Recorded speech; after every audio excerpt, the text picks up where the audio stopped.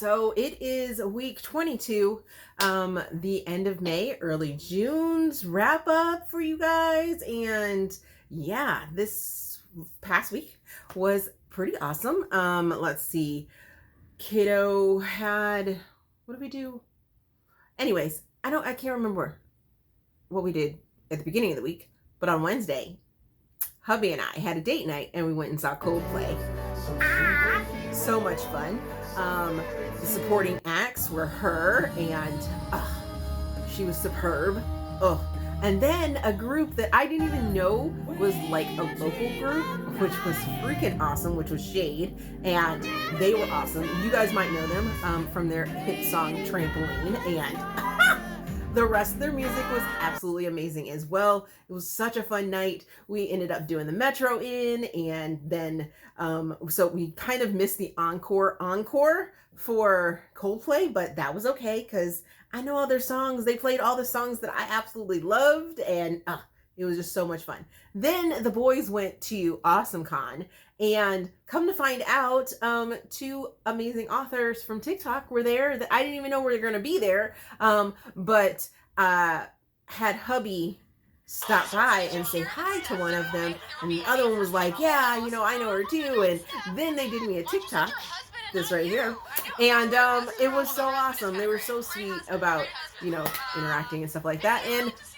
it makes me think that maybe next year I'll do it, but this year was the first official year that they had like an author's alley, so that was kind of cool that two people that I actually knew, like follow and interact with, were there. So that's pretty awesome.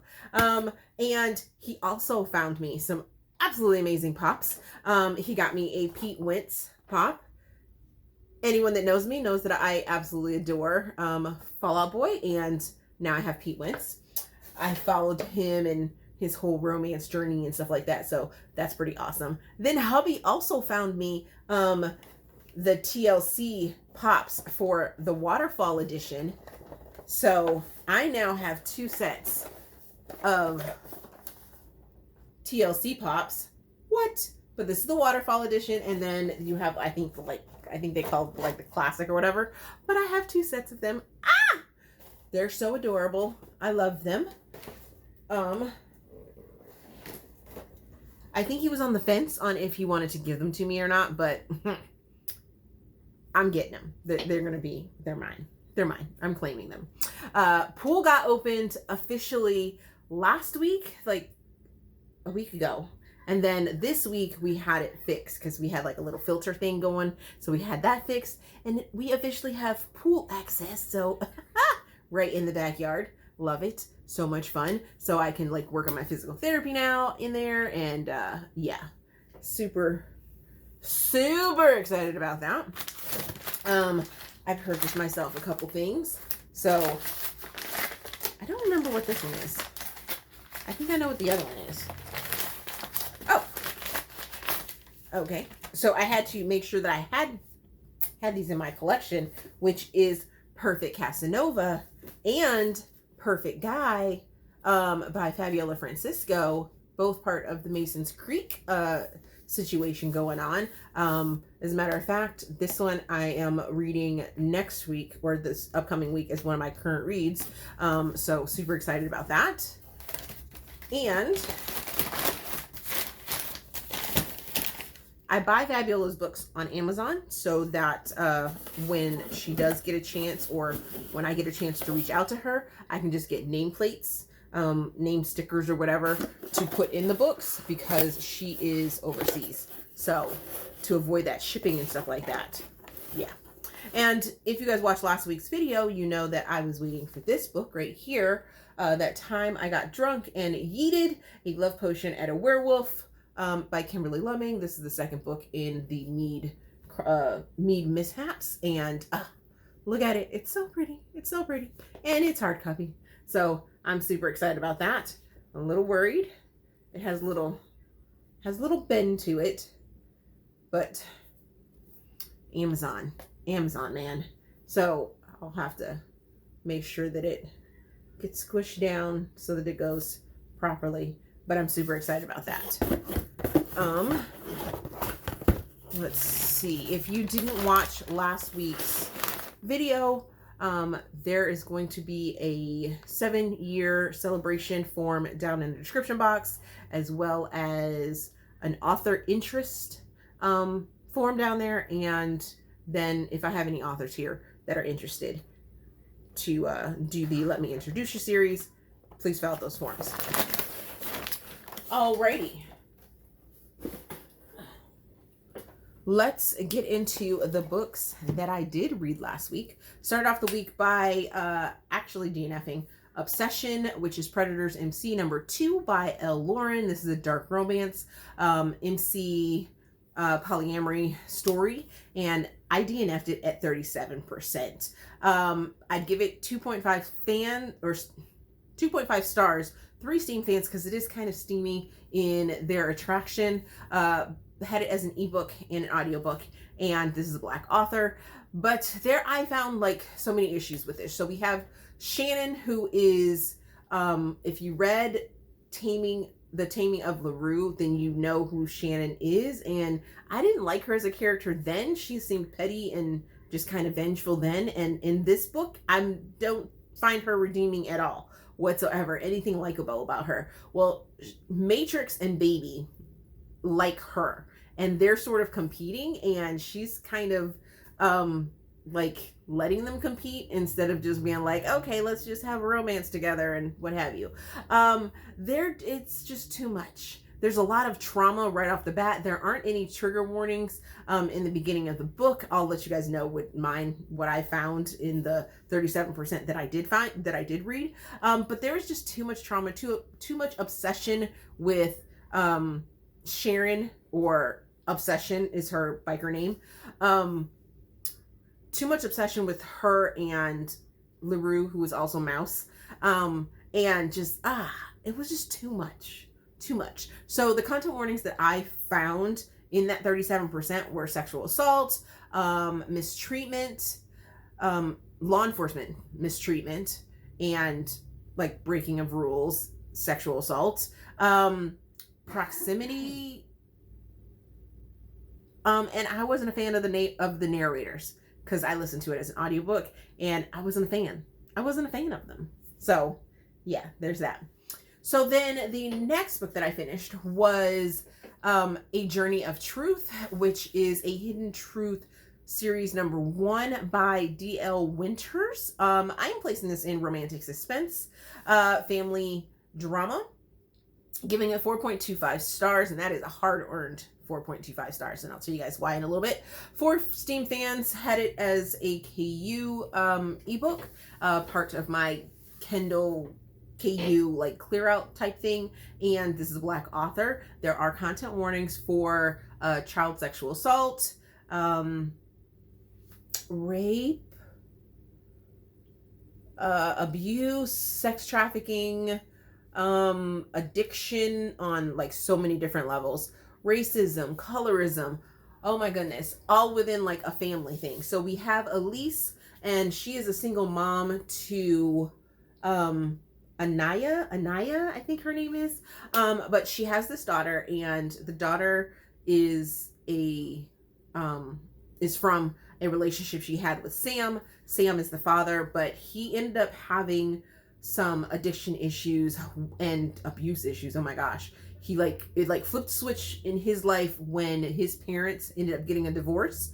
Well, the beginning of the book, I would say like the first like 50% of the book is Elise kind of getting, somehow or another, Sam coming back to town triggered her and made her start thinking about things that she had done to her in the past. So the first 50% of the book is her falling down this rabbit hole of reliving all the things that she has, all the trauma and everything that she has had done to her. And as it goes along, you're like, okay, so why are we going down this deep, deep hole? Her parents are horrible, just absolutely horrible. And she has 2 brothers and a sister, and the sister's a little asshole. And then you have the 2 brothers that are pretty awesome and supportive and everything like that. So you're going along with this family drama and you're just like, oh my gosh, why is this so dark and just so much? But then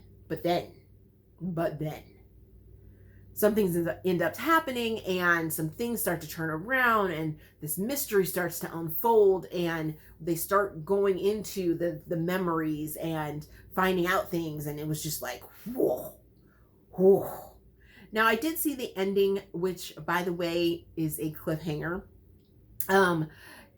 coming. I just knew it. I knew it as I read along. I just knew it. But I can't wait to find out how everything unfolds, because woo, was that cliffhanger a doozy. A doozy. So then the next book that I finished was Jag, the Gideon Brothers #1 by Nell. Placing this in contemporary interracial romance, romantic suspense. A little romantic suspense there, and military romance. Give it 4 stars. Give it 3.5 Steam fans. Had it as an ebook through KU, doing my Kindle clear out thing. This is a Black author. There are content warnings for cheating, not with the main character. Was it? I'll explain it in a second. But cheating, abusive ex, insta love, sort of kidnapping, possession, things like that. So we have Savvy. Savvy is an over 35 character, which I absolutely love. And so is Joshua, who in turn comes to be nicknamed Jag. So we have Savvy and we have Joshua, who run into each other in an airport and then don't have any other any other interaction until Joshua's real estate company helps Savvy find a place to stay.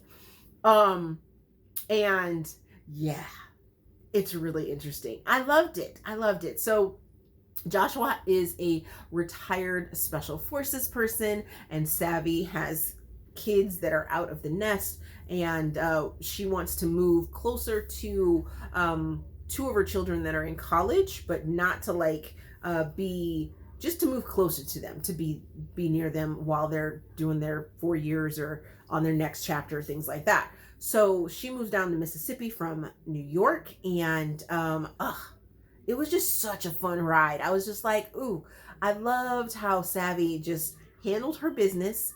And, you know, she was like, I just want to be a mama and, you know, take care of my babies, but let them be. And I'm going to go find love after this horrible ex of mine strung me along for so long. But she has these walls built up, and, you know, some of the things she didn't want, she wanted to hold back. And it was just it was so good. It was so good. And then Joshua, this special forces, you know, retired military guy that did good. He, his family actually has money, but they don't work like it doesn't read like they're privileged or anything like that.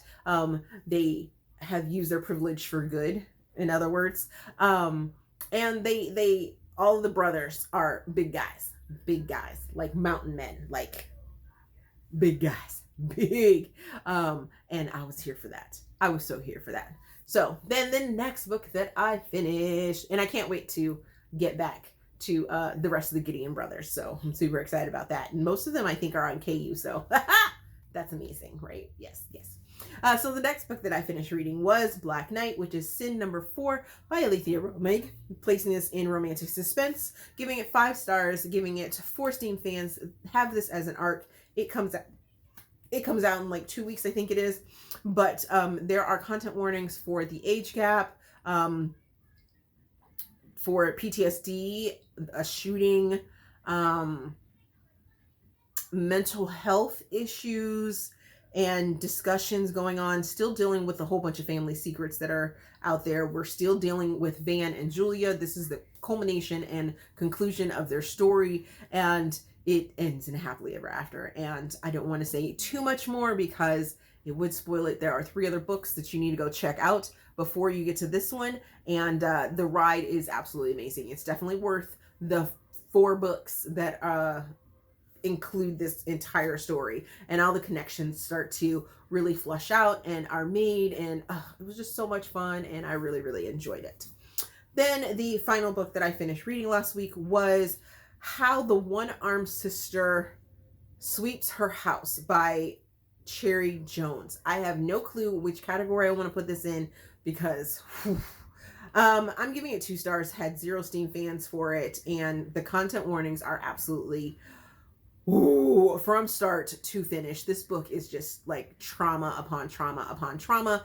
Pretty much the only reason I read it was because I want to complete as many achievements as I possibly can in the Kendall Spring Challenge, reading challenge. So this was one of the books that was on the list for top 20 or something like that, or for chart toppers was the achievement. So I got my achievement for reading this, but it was painful. It was so painful. I don't even know that I can tell you like what the story is about. I know that there's, like I said, there's content warnings, and it was just like, it's set in Barbados, and it has like a local people versus the tourist, and there's murder, there's abuse of all sorts of nature. Oh my goodness. There are infant deaths in this story, and it, like I said, it's just trauma upon trauma upon trauma upon trauma. Have no clue why this story is named, or the book is named what it's made, except for the fact that there is like a folklore or wise tale in the beginning that talks about the sister that sweeps her house, one-armed sister that sweeps her house, because you have a good sister and you have a bad sister, and the bad sister ends up being too curious and ends up getting her arm bitten off by something bad. And it was just like, oh my gosh. So this list of content warnings, more. So on page rape, on page sexual abuse and domestic violence, on page infant death, on page infant abuse. What else? Trafficking, drug trafficking, just lots of violence, racism, murder, and prostitution, poverty and riches. So that classism sort of argument there, it's just, it's wild. It is wild. It's obviously not a book for me. And I went and looked at some of the reviews that it does, and some people that I actually follow and really enjoy their take on books and things like that, they absolutely loved it. So and I can see why they would love it, because they're more literal and they're more into literary novels and things like that. I don't know if I said, but this is a Black author and this is her debut book. So they're more into the prose and things like that. It drove me absolutely crazy how long each one of the paragraphs were. It just seemed like a run-on stream of consciousness sort of thing going, and it just didn't make any sense. And I was just like, what? There's so many characters. There's so many time jumps. When I go into a book, I don't want to have to like write down and dissect, and yeah, that's one of these. That's what this book is. And it just doesn't work for me. Although it worked for them and they really enjoyed it, I did not. So what am I currently reading? I will be reading American Sweethearts by Adriana Herrera. I have a art copy of So Not Meant to Be by Meghan Quinn, Perfect Guy by Fabiola Francisco, and The Road to Rose Bend by Naima Simone. Yes, I have not read this yet. I've read like other books within this series, but not this one yet. I will be reading it this week. So, and I have actually a couple other books as well that I'll be reading, but I can't think of them off the top of my head, and I didn't write them down. So my week is going to be busy. I also have like 2 physical therapy appointments and things like that. So yeah, I'm gonna be in the pool a lot as long as the weather holds out. It's gonna be good. It's gonna be good. Got some new swimsuits and things like that. So I think that's all. Thank you guys for watching. Thank you guys for supporting. And I will see you in another video. Bye.